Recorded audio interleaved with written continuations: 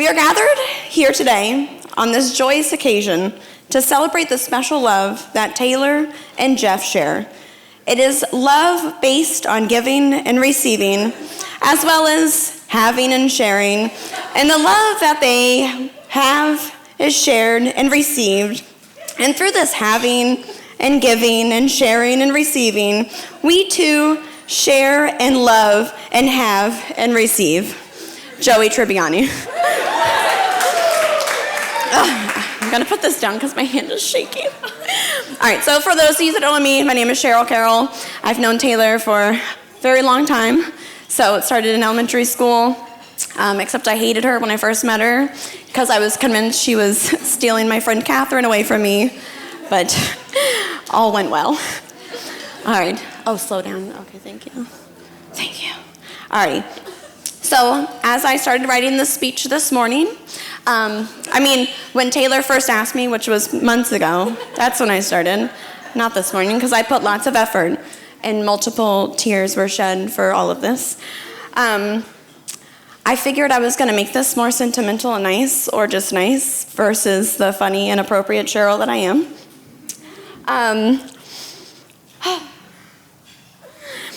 So, I thought about how many struggles and challenges that just this wedding has faced. Oh, I forgot to leave it unlocked. And I couldn't help but think that that's how marriage is. In marriage, you always have struggles and challenges every day, from the simple fact that Taylor snores and Jeff's gonna have to deal with that challenge, to more complex. But it's all about how you deal with these things together as a team. And I found a quote that says, "In every disagreement in your marriage, remember that there is not a winner and not a loser. You are partners in everything, so you will either win together or lose together. Always work together to find a solution." Jeff, you are literally the boy that Taylor wished for. She always wanted someone that was like you. I didn't think they existed. I told her, unicorns aren't real. Don't go finding a unicorn. You've shown immense amounts of love, compassion, faithfulness, forgiveness, and much needed patience. I have no doubt that God is present in this marriage and will be the foundation. And to Taylor, specifically, I love you and I appreciate you and your friendship. Through all these years, I'm sorry for hating you back in VBS. You have been by my side through all my many spontaneous, sporadic, and sometimes god-awful decisions. If your qualities of a wife is anything like your qualities of a friend, then Jeff, you won't have any problem sticking around. You'll want to stay there. Joke's on you though, you are stuck, so even if you don't like those qualities, you're gonna be with it. I wish you guys years of happiness, and you have no idea how much I'll miss you when you move, and all the times that we won't have together. But you know I'm always a text away or a call away, and as long as you live somewhere where there's baseball or snowy mountains, we will come visit you. But anyways, this wouldn't be a normal Cheryl speech if I didn't end it with a Cheryl thing or quote or anything else. The only way to enjoy a dry wedding is knocked up or drunk. And I promise I'm not both. To the new couple. All right, cheers. I'm going to kind of do something similar and also use a quote, because when you're unsure of your own words, what do? You borrow somebody else's words, right? So with that in mind, I thought it'd be a great evening with great special occasion to quote Shakespeare, right? Yeah, it's romantic, isn't it? Okay, so here we go. So this is from Hamlet. Some of you may know this. Get those handkerchiefs and tissues ready, okay? Brevity is the soul of wit.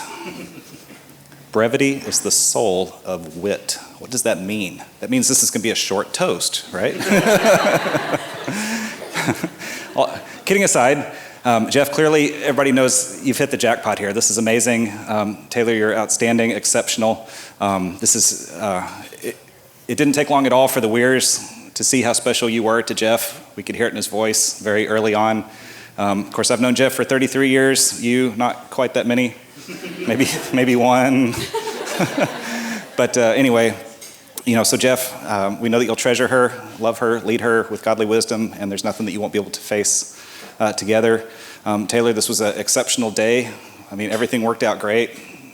right? Everything came together, everybody was here. Lots of folks working behind the scenes to really make this a special occasion for y'all. So awesome to be a part of that. But like I said, it didn't take long for us to tell, how special you were to Jeff. It was great when we got to meet you for the first time at Christmas. What really stuck in our minds was how well, you played with Bradley and Emma at Christmas, just like you'd known them for years and years and years. So, and that's one of those great indicators of just how comfortable, everybody is together. So, so Jeff, you've married an amazing young woman, and even more than that, you're marrying into a great family as well. It's been great to meet everybody, all the new friends and family this weekend. So with that, we'll raise a glass to Jeff and Taylor. All right. First of all, I want to thank everyone for coming. You guys went through Hades to get here. Thank you so much. Our family, everyone that came, an hour and a half away, 3 hours, 4 hours, thank you. I want to thank everyone for coming. Also, I've worked a lot of weddings. If y'all don't know, I did the audiovisual. I've worked a lot of weddings, and I guess I've just never paid attention. This room 4 hours ago looked like someone had kicked an ant hole, and ants were just everywhere, running around, doing everything. So to everyone who helped work, thank you. That was awesome.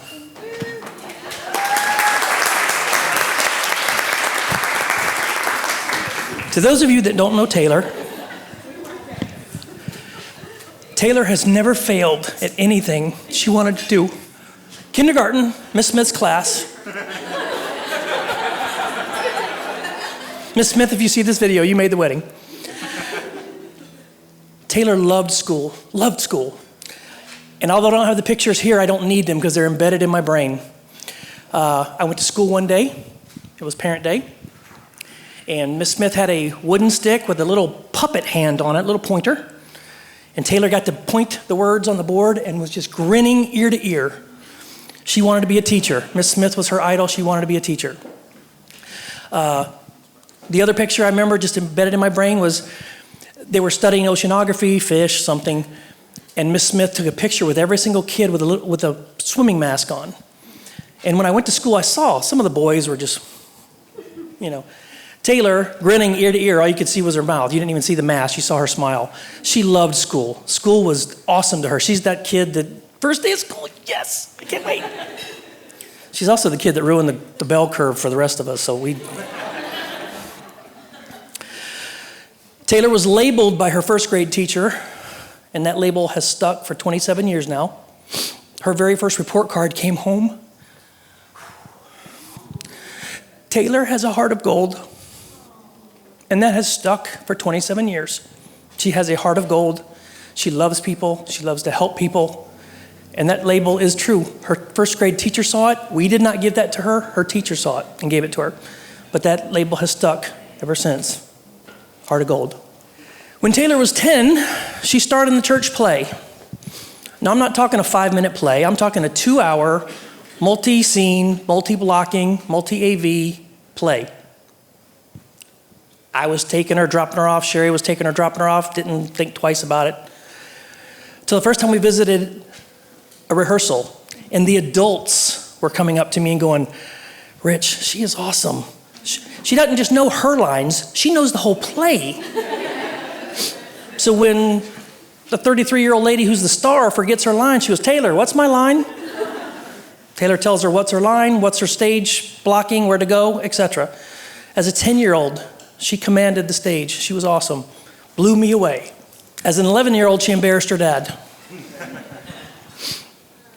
We were doing Purpose-Driven Life, and the pastor had asked me to be the communications coordinator, which meant it was my job to get the word out to the community. Signs, radio spots, announcements, making videos. I'm busting my hump to do it. Taylor had a friend she would go spend time with, and she picked her up one time. She said, "Dad, ask her mom." I was busy. We were in a hurry to get home. "No, it's okay, it's okay." She hit me 3 times, and all 3 times I made an excuse. She finally went, an 11-year-old went and asked an adult to come to church. It was my proudest moment and my most embarrassing moment, because I was doing the big stuff, but I didn't ask someone specifically, "Come to church." It's a humbling thing when your 11-year-old's a better person than you are. Taylor got into the youth group, and I remember one time someone, I don't remember if they dreamt it or if they just thought they heard it. But the story was basically someone thought they heard Taylor say a cuss word. The youth pastor happened to overhear the conversation. And again, one of my proudest moments, when the youth pastor says, when the day comes that Taylor says a cuss word, I will quit the ministry. I mean, she walked the walk, she talked the talk. One time he told me that out of the 40 or 50 kids that were in the youth group, half of them were there because of Taylor. She had brought them to church. She had brought them to the youth group, and that youth group thrived. In high school, I didn't know she could play volleyball. We'd never traveled. We'd never done that thing where you take them and go. 9th grade, she starts. 10th grade, she starts. We do 1 year of travel ball. We finally realize, okay, she's serious. We take her on a travel team. And for those of y'all that know travel ball of any type, baseball, softball, whatever, basically it's a team of all-stars, basically. Everyone on the volleyball during the game would sub in, sub out. Taylor never left the floor. To the point of one game, her and another girl collided. Taylor hit the floor. She blacked out. I mean, out. You can see the birdies. Coach came out there, got a drink of water, gave her a minute or two to breathe. You good? Let's go. No break. She got right back up and played again. Anybody else would have gone in, gone out, taken her out, whatever. Taylor got the birdies away, got a drink of water, stood up, and kept on going. We went skiing on a youth trip. She took a 30-minute lesson. She was on a black diamond by the end of the day. And had no snow on her whatsoever. She just learned to ski in 30 minutes, just did it, just natural talent. She's never failed in anything she wanted to do. In a very unique situation, Taylor graduated high school with her AA degree. We went to her college graduation before she'd graduated high school. 3 days later, we saw the high school graduation, but she actually graduated college, an AA, 3 days before she graduated high school. Very unique situation. She's been to Ecuador 5 times on youth trips, on mission trips. She loves people. She wants to talk to people. She wants to meet people.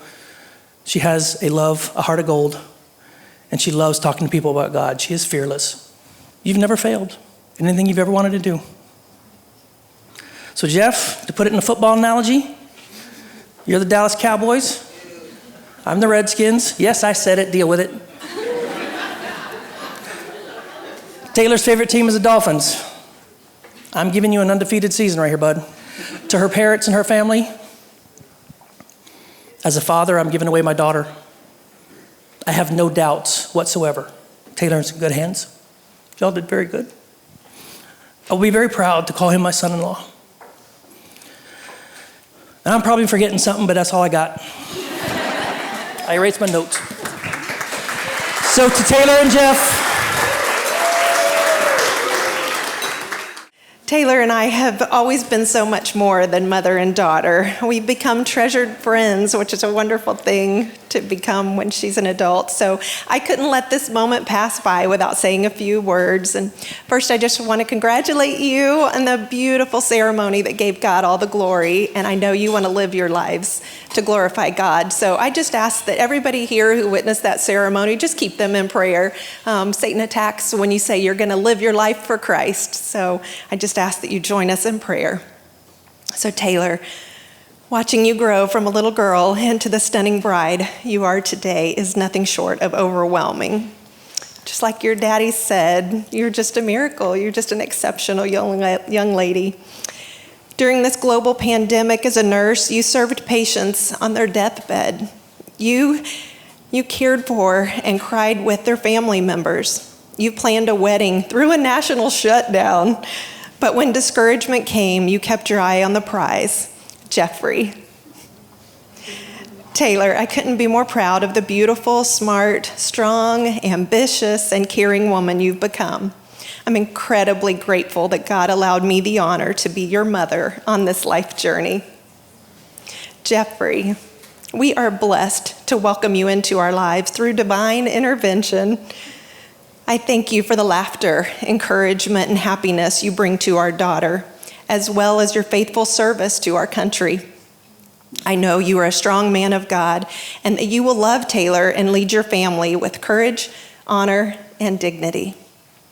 However, I'm still processing the fact that you're taking her away to Colorado Springs in the next few months. But you know, that's the role of motherhood, right?